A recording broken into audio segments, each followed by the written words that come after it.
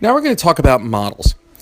The term model is pretty broad. There are different ways that we can develop a model. It really is an abstraction of a problem, and it tries to capture the essence and key features of a real-world problem as much as possible.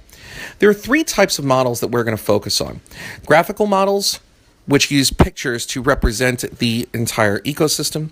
Algebraic models, which are mathematical formulas and equations, and give us the ability to put in different variables to see the overall effects.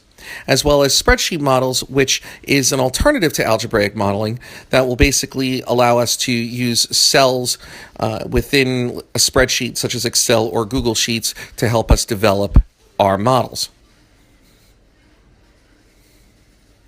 So graphical models portray things graphically, and they represent all the different elements of a system or a subsystem.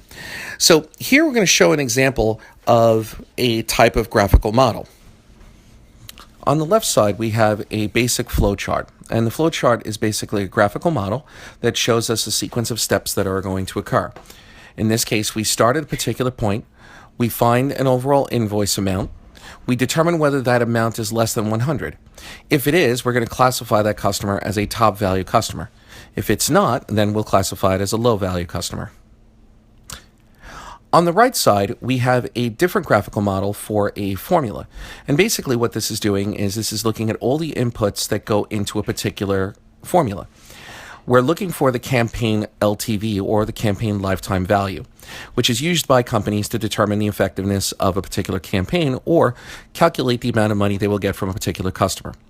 In this case, there are three inputs to it.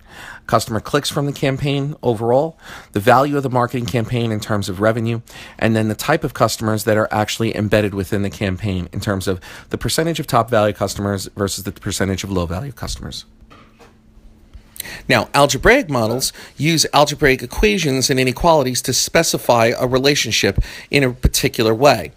So you might see an algebraic model that looks like a product mix that's shown in this equation here. We're going to be limiting the number of algebraic models, so don't panic. The spreadsheet models, however, this is what we're going to be using extensively through the entire course.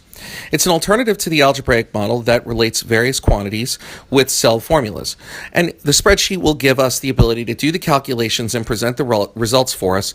And every executive and every mid-level manager and some below mid-level managers usually have a good degree of experience using Excel. And in a sense, they're already creating models with some basic descriptive statistics and so forth.